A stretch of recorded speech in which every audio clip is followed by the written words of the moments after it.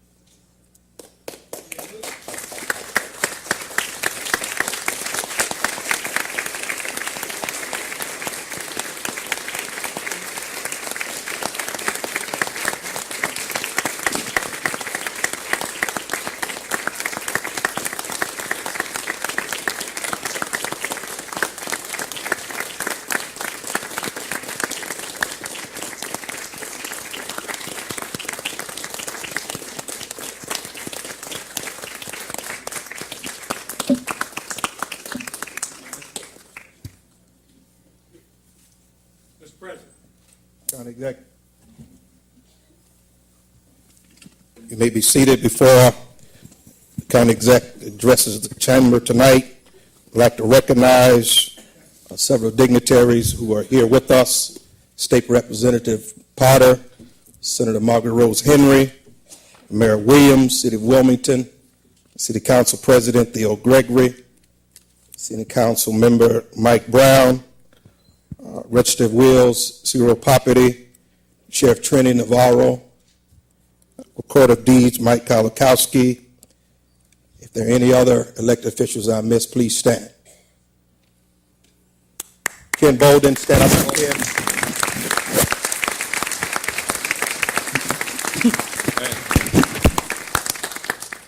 Welcome, Mr. County Exec. Thank you, Mr. President.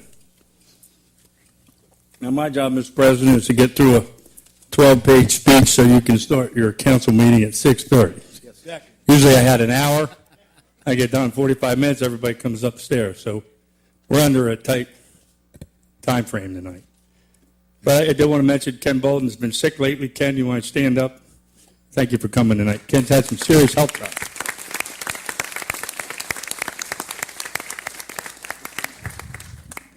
The thing I've noticed when I used to do this early on, I was 44 years old. At 61, I have to try very hard to read this teleprompter, and I found today it was much harder than normal. Last year, I did a speech and never mentioned a budget. So this year, I'm going to follow the script, and there are actually numbers in the budget tonight. So starts out, Mr. President, members of County Council. I'm going to mention our Recorder of Deeds, Mike Kizikowski, and I appreciate, Mr. President, you mentioned the elected officials here.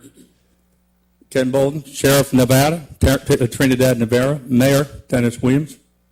Since it's already on here, I'm going to read it again. President Theo Gregory and other elected officials. Charles Potter, our representative. Fellow county employees, good evening. I also want to recognize, I have a lot of staff here, so I'm just going to recognize three. I'm going to recognize our Chief of CAO, David Grimaldi.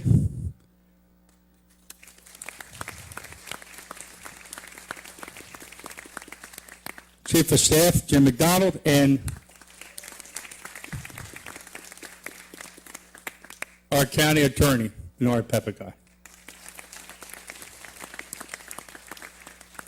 I also have with me tonight my kids that don't normally come to these. When you've been in the public sector as much as I do, it's very hard to get them out. And I have Jennifer, Michael, Danny, and my wife, Susan.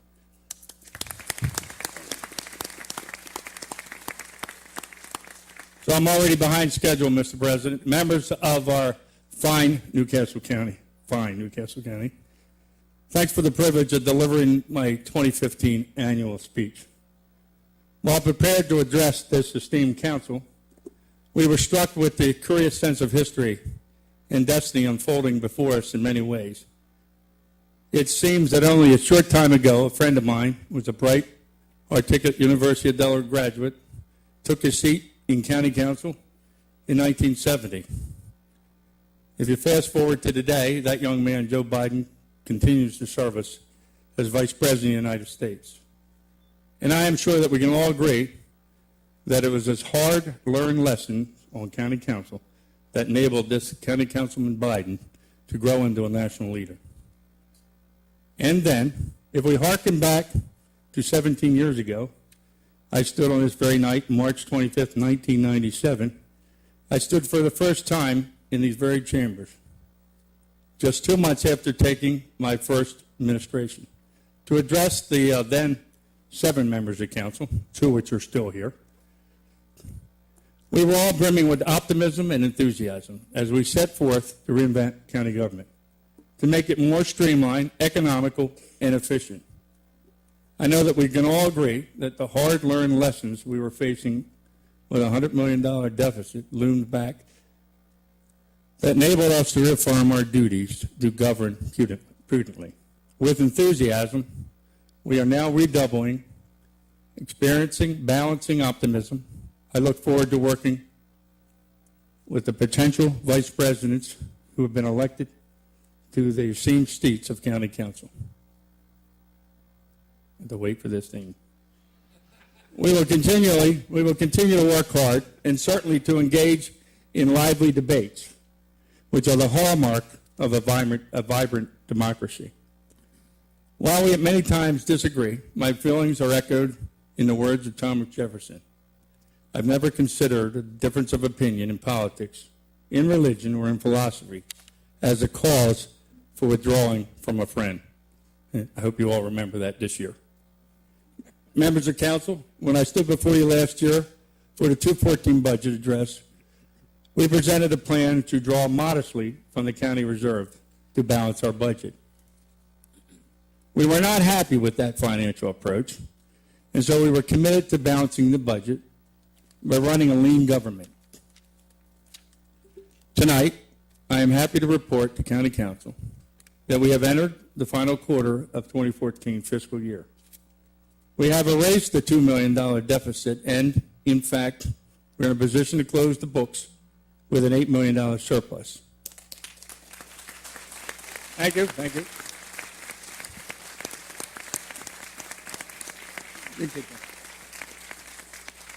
A financial turnaround that represents a $10 million swing. While we are proud of this surplus, I'm sure Mr. Smiley will tell you, we must not overcommit these funds until we see a long-term recovery. The prudent thing is to prepare our balance sheet so that the economy should stall again, we can maintain our staff and service level. We'll proceed with cautious optimism, but with responsible management principles. We are pleased to announce that tonight we're making history. This will be the 10th year in office and my 10th year budget presented to taxpayers of Newcastle County, and my 10th proposal for a no property tax increase.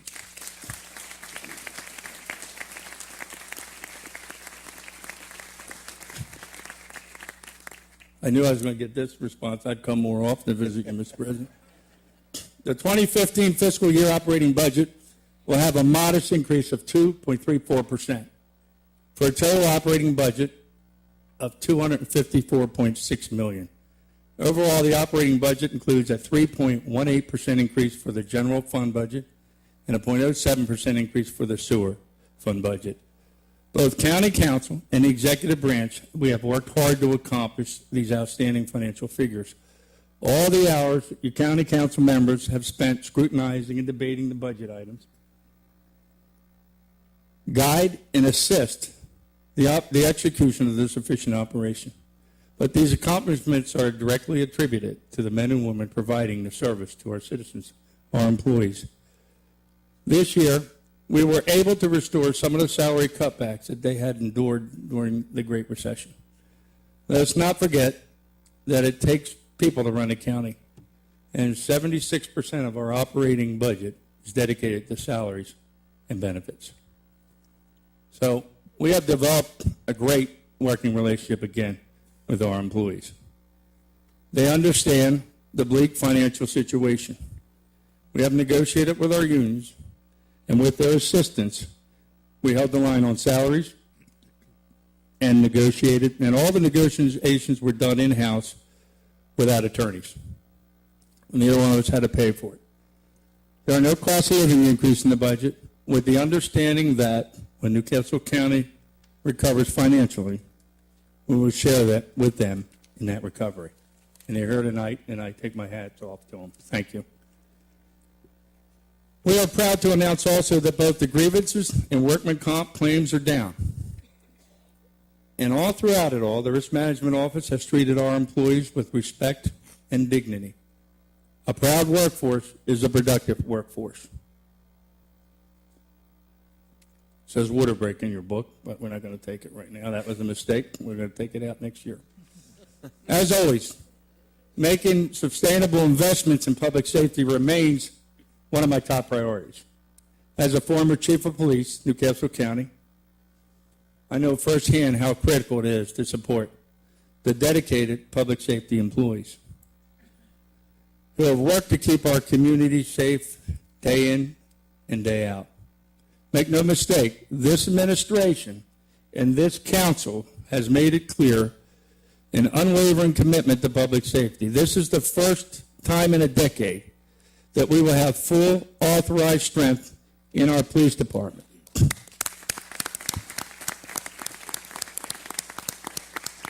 We will have, because of County Council, full authorized strength in our paramedics. And we will have full authorized strength in our emergency communications. All of you are here tonight, and I thank you. Despite our pledge to keep public safety fully staffed, we face the same dilemma that often other governments learn the hard way. We simply cannot generate enough tax dollars to adequately police our streets and our communities at a time that would render crime free. The cost of hiring, training, equipment, paying salary, benefits, and pensions are just prohibitive, to even remotely considering doubling the size of our police department, which would be required if you do a per capita study. To that end, we are committed to ensuring that our public safety forces have the best cutting-edge technology.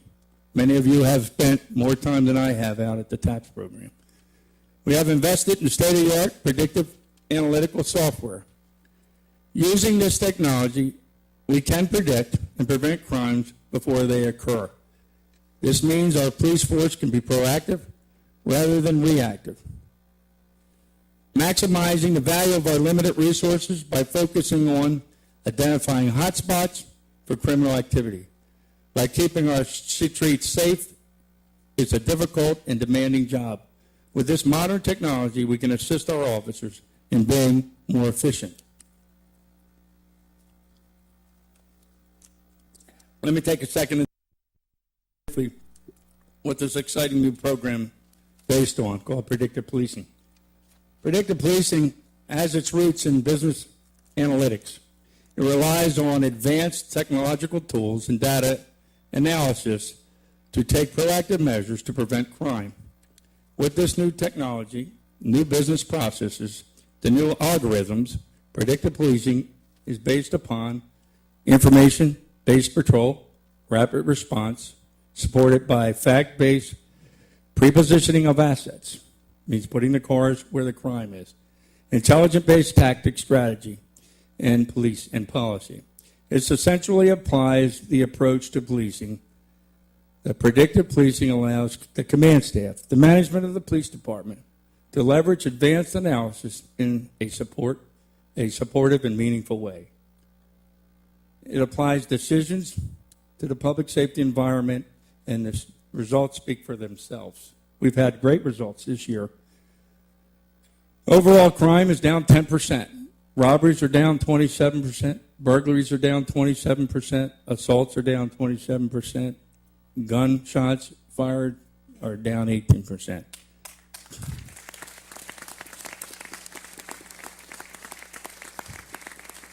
Now, I know from being a police chief, you never want to quote stats because you end up getting eaten by them in the next meeting. But I can't go on without mentioning our paramedics in our community, in our emergency communications. We all know that the city of Wilmington had a record, Dennis, you've got to calm down about this, had a record number of shootings last year.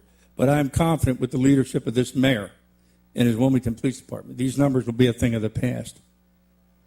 But I would be remiss if I didn't mention these unsung heroes, namely the emergency communications and our paramedics, who responded to the 150 shootings last year. And most of the lives were saved because of these unsung heroes. And I take my hat off to you here tonight.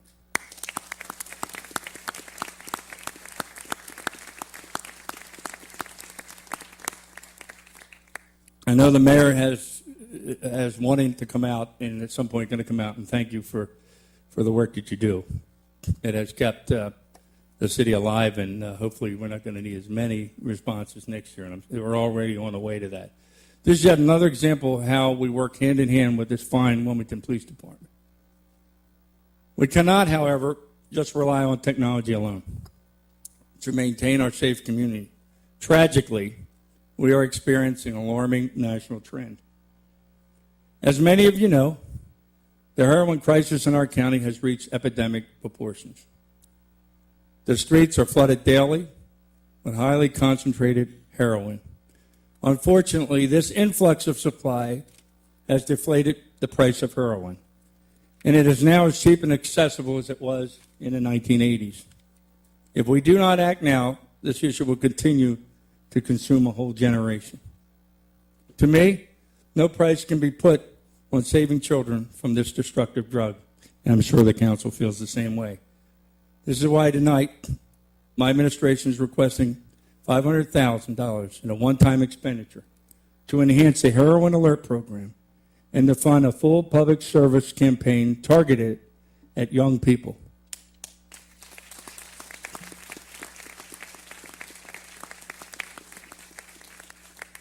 Looking into the future, we will continue to work with public safety to develop the focused interventions that are going to be needed to counteract this crisis, and to request the decisive council support for these much-needed interventions. We who live in Newcastle County care very deeply that we have a safe community. But we must remember that our charter from the state established Newcastle County primarily as a land use government. In 1967, the State General Assembly enacted laws to ensure the Newcastle County government regulated growth. It regulated responsible growth and to protect the natural environment.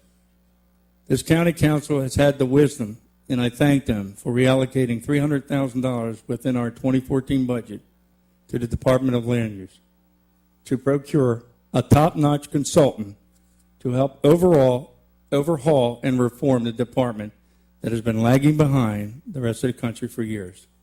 To that end, my 2015 fiscal budget calls for an additional $400,000 one time needed to enhance the Unified Development Code land use process. The UDC is now 17 years old, and it needs to be revised. Recently, we conducted the first ever time and motion study that revealed that our land use process could take up to 4 to 6 years to complete, and I know many of you council members know that. No project could survive a multiple-year process and remain viable after 6 years. Clearly, there are some deficiencies that need to be addressed, and we have set our sights on ending the bifurcated process where developers have to go to the land use process as well as DelDOT in order to move their application along. So in partnership with County Council, we have proposed locating the DelDOT office within Newcastle County government to create an efficient and cooperative approach to the regulatory process.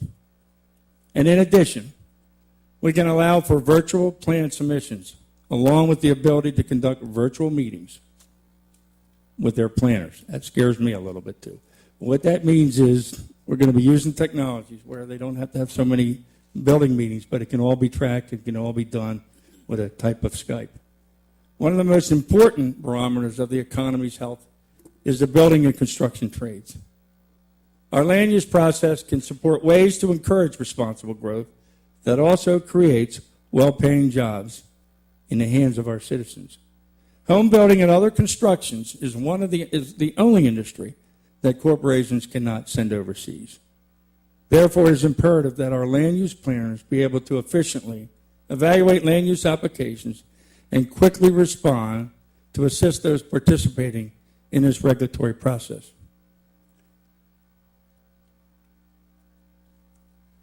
A proactive rather than a reactive planning model is what is necessary to bring livability and vitality in our communities. Our land use department is only as good as the technology has at its disposal.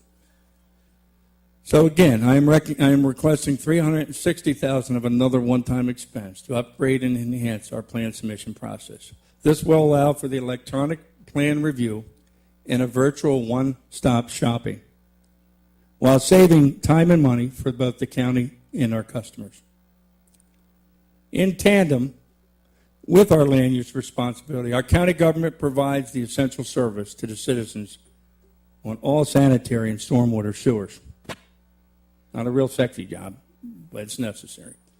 Turning our attention to the capital budget of 2015, capital budget includes $19 million for future sewer rehabilitation, as well as $126 million in sewer rehabbing over the next 6 years. Our proactive management and preventative sewer upgrades have protected the county's drinking water and our environment as well. In addition, the ongoing construction of $2.3 million of an 18-inch sewer line in southern Newcastle County will save this county $100 million over the next 20 years. This will go a long ways to stabilizing our rates and avoid future increases. I know that's something that you're all striving for. We have a water break. Okay, the 2015 capital budget also includes $12.8 million for the Route 9 Community Library and Innovation Center.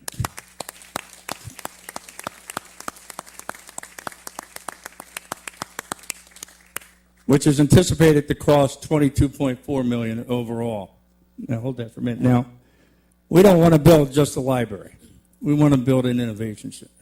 This is an area that's been deprived, should have had a library a long time ago. So what you're going to see here is the most cutting-edge, innovative center in the country when this thing is completed. And we're starting at $22 million, and we're going to invite a lot of private sector money to that. We've got council working with us. We've got my administration and the public. And we're going to spend that kind of money. If we have to build a library, probably not going to have many books, but it's going to attract young men and women into the system in the area of science and coding and all those other things that are going to make them stars. All these kids have smartphones. They're just not going to our schools. This is going to be a great project that's going to be talked about. Our vision at the library will spark the economic development of this whole Route 9 corridor. In the words of Benjamin Franklin, investment in knowledge pays the best interest. We envision a library being the anchor for not just education, but for economic development, which we have proposed along this corridor. It will be complete with an increased law enforcement presence. As for funding, switching to neighborhood stabilization, which you all started years ago, and it's a fine program, we are pleased to announce that we received a $500,000 grant from the Federal Home Loan Bank of Pittsburgh. We received it this fiscal year to help us in our mission to rebuild the Route 9 corridor into a vibrant community that it once was. Through these smart and targeted investments, the economic development zone will serve as a focal point for the economic revitalization of the entire area, creating new jobs, supporting businesses all along the way. Now, when it comes to economic development as a whole, I am pleased also to announce that there are some other exciting projects on the horizon. We are working in partnership with the state of Delaware to bring growth back to Delaware. We are pleased to have assisted the Governor Markell in attracting high-growth 500 Fortune companies, including FedEx and J.P. Morgan. And although we did a small part, I have to congratulate the governor, who I had breakfast with this morning, for these two success stories. He worked very hard, and these are going to be great job opportunities for the state of Delaware. I'm committed to job creation that led us to conduct the first ever economic development plan for Newcastle County. In the coming months, we will work together with our county council, the state of Delaware, the city of Wilmington, to identify our county's competitive strengths and weaknesses. We will strategically target and nurture the growth industries that will drive the economy of the future. We will capitalize upon economic recovery, creating incentives to draw emerging businesses and job-creating entrepreneurs to Newcastle County. We will invest in our economy now, and we will create new opportunities, new jobs, and new partnerships for tomorrow. You can clap.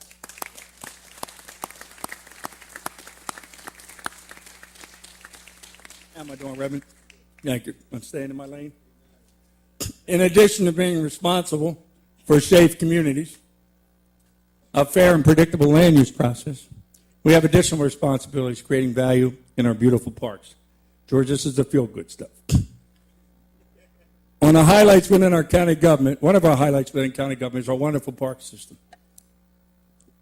To ensure our parks provide quality recreation and entertainment for the community, this budget proposes ongoing investments in that precious tax dollars. We're talking about $2 million in renovations at the historical Rockford Park in 2015, and a possible $5.1 million overall in the coming years. A $1.5 million in capital at Carousel in 2015, and $4.1 million overall in the next 3 years. $4.8 million in capital work at Glasgow Hermitage in 2015, and $8.5 million overall in the next 3 years. Equally important, safety and dependability also requires investment. We must be vigilant in replacing our aging automobile fleet used by our employees to deliver service to our citizens, which had to be held back during the Great Recession of 2007. Doing so will not just improve safety, but will also reduce our annual costs related to vehicle maintenance. So, included in the capital budget are upgrades that are needed for both buildings, parking lots, and park amenities. This includes $2.6 million in fleet upgrades for police cars, paramedics, and construction equipment. $1 million in sewer fleet upgrade for heavy sewer type equipment, and $4 million in county buildings and parking lots and renovations. $500,000 in playground and game court equipment improvements. As we note our place in history tonight, we find we live in a world quite different from Councilman Biden in 1970 and even my situation in 1997. To the dismay of some and the frustration of others and the sheer delight of a few, we find ourselves living today in the age of information and technology. In today's world, you are only as good as the data that you have. The old adage that knowledge is power rings truer than ever in the context of today's ultra-sophisticated technology. Our vision is clear. We must leverage cutting-edge technology to make government operations more efficient, more productive, and more transparent. Thank you. Again, in public safety, predictive policing is an example of providing your managers with a tool that allows them to be innovative, using analytical tools to maximize the use of their limited resources, to be more efficient and effective. In the private sector, it is called big data analytics. This is an emerging field that takes data from a variety of sources, analyzes that data to create operational efficiencies. In analyzing data, we see the ability to view large volumes of diverse information as an important new tool for reducing costs, improving efficiency, and delivering more effective services to constituents. An example of that, I'm going to bring up, I talk about my experience. In 1975, I was given a Plymouth Fury, and it may or may not have had a radio. I don't know if Stu Snyder's here tonight. But George Haggry was around then. That was technology in 1975. Go out and find the crime. Today's technology, these young men and women who are college educated now have more computer equipment, and it takes years to do this kind of training that they're able to go in and use this kind of equipment inside their police car, the most technically advanced cars in the country. And using that as a tool, it allows them to be their own managers of chasing and solving crime. And I know I had a real experience in how non-factor I am when I was a young police chief at 14 years, and I used to go to every academy every year, and I'd say 14 years ago I was where you were, and I'd give them a lecture, 15, 16. And it went up till I became executive, and I said the same speech as I started out. Well, this year I had the opportunity to address a recruit class, and I was ready to give my speech, and I was counting up the years, and I thought to myself, 40 years, I don't think they really care. They hear about me, because I have nothing in common with them. And I lost half my speech because I couldn't do what I normally do, and I just quietly sat down and said, thank you for being here tonight. So I know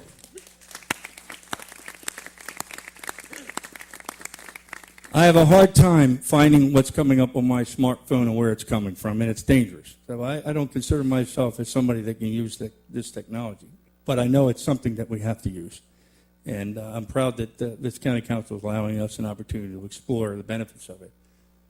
But here in the county government, we want to empower our citizens, and to that end, we have unveiled a state-of-the-art website that is more user-friendly and provides incredible GIS mapping software that allows citizens to easily see the maps of current and proposed developments.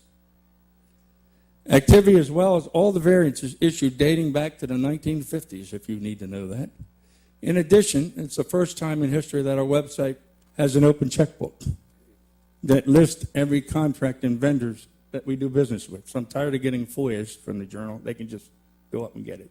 Our philosophy on open government is that the public documents should be more readily available to the public, and that people should not have to file a Freedom of Information request to find out what the government's doing. So they'll be able to go right on there and hopefully see every penny we spent, and they're already testing it to make sure it's accurate. Soon we'll be able to use predictive analysis in every department, expand the data portals for the public, oversee countywide data projects, and propose open government legislation to codify the open data platform. As we have outlined, our county government provides many essential services to the citizens of Newcastle County. We have noted the department highlights in the land use, public safety, sanitary sewer, parks, and economic development. We believe that a strong art community also contributes to the overall quality of Newcastle County.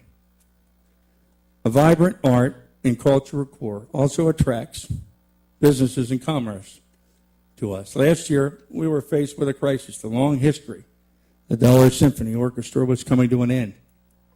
Along with Mayor Dennis Williams and my administration, we assisted in negotiating with the Delaware Symphony, and we provided financial aid to the symphony, which also resulted in their continuation of this prestigious institute, which was literally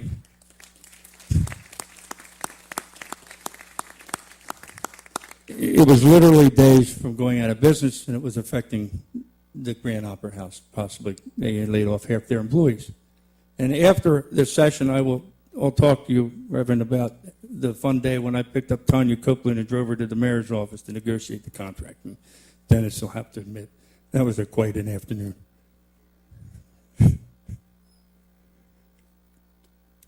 We recognize that economic development entails a variety of facets, the least of which not is the arts. And if we could hold that right now. And that's an experience I learned from being here before. When you get these large corporations, if you give the corporate welfare, they want to know about the quality of life. They want to know about the Grand Opera House, the parks, and it's equally in the libraries. It's equally important as everything else in the quality of life. You may not understand that or believe it, but it is a fact. When you're competing globally and nationally with corporations, it's important. Schools also are important.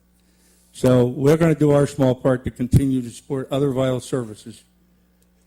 Talk about our largest city of Wilmington. Monday, March 24th, we began a joint task force with the county, state, and the city. You're going to be hearing a lot more about that in the future. Not that the city's already turned around with their plan, their crime, but most of the users in the city come from the county. It doesn't take a rocket scientist to know we're going to be taking hundreds of cars when they come into our trap, and it's going to stop the demand from the county. We've done it before.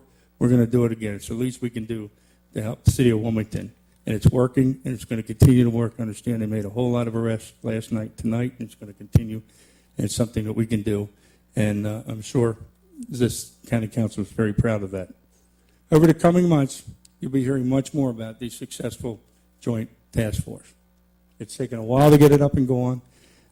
There's another, the task force is doing a whole lot of other things, and we had a report this morning in the Wilmington Police Department. It's going very well. Crime has many elements. One of them is poverty.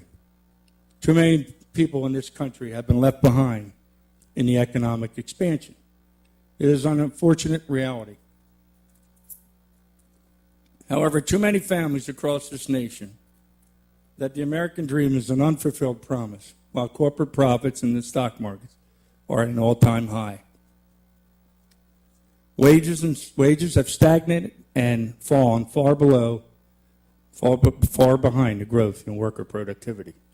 Income inequality has intensified and has reached a record level unseen since the Great Depression in 1929. That's a serious problem in this country. People getting rich are the top 1%. We're not losing. We're losing our middle class, and we lost it in Delaware. Hence, we did our part. Like many others, we recognize that in order to compete in this global economy, we must offer fair opportunities and living wages to all of our workers. And to that end, with the support of this council, my administration signed an executive order this month to raise the minimum wage for our county employees to $10.10 an hour. Thank you. Thank you. President Obama has recognized that 1010 was the minimum wage would have been paid to the employers if they had kept up with inflation. We have acted. We have sent a clear message that no one with a job should ever have to live in poverty. A famous quote from Thomas Jefferson may just be fitting, and I like quoting these dead presidents, because it gives a sense of content to the speech, and they're all accurate if you want to check the word check them. We're here tonight. You got to go. I don't know if we can go back now. Anyway, did I lose my quote? Nope. You ad lib. You were supposed to stop it when I ad lib. Back up. Somebody have a paper copy? We knew that was going to happen. It's very hard. Thomas Jefferson may be the fitting conclusion of tonight. We are here tonight, elected officials, service providers, and citizens alike, have a vested interest in good government. Mr. Jefferson, too, was devoted to the nations founded upon principles of good government. He defined that elusive concept succinctly when he said, "A wise and frugal government, which shall restrain men from injuring one another, which shall leave them otherwise free to regulate their own pursuits of industry and improvement, and shall not take from the mouth of laborers the bread that it has earned." He said this is the sum of good government. Let us all be good students of good government tonight in Newcastle County. As a guiding principle for all of us as we enter the great budgetary debate of 2015, let us remember the words of another dead president, John Adams. Follow this principle. From this principle, it follows that the form of government which communicates easy, comfort, and security, or in one word, happiness, to the greatest number of people in the greatest degree is the best government. We hope that this communication was necessary with the necessary ingredients to support the goal to be the best local government to our citizens. We also hope that our budget process with council will be a happy one. We know it shall be spirited, because I'm looking forward to the great debates of 2015. But I sincerely want to thank each and every one of you for being here tonight and being guests, allowing me to be guests of this chambers. Thank you, Mr. President, members of council, for your time and attention. And now I'm going to say, may God bless, because I want to get out of my lane and have you tell me to get back in it. May God bless each of you and grant you the patience and wisdom needed to now proceed ahead and improve my budget. Thank you.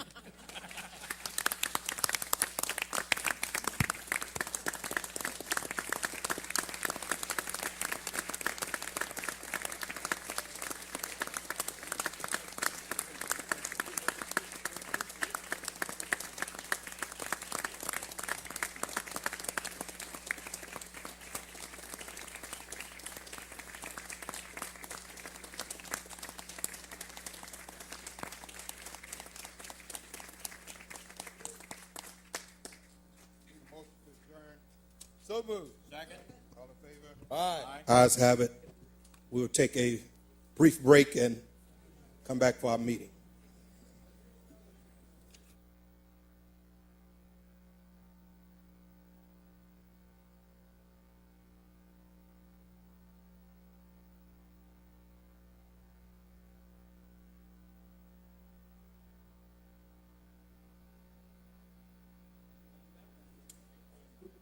Right on you. Can't see up here?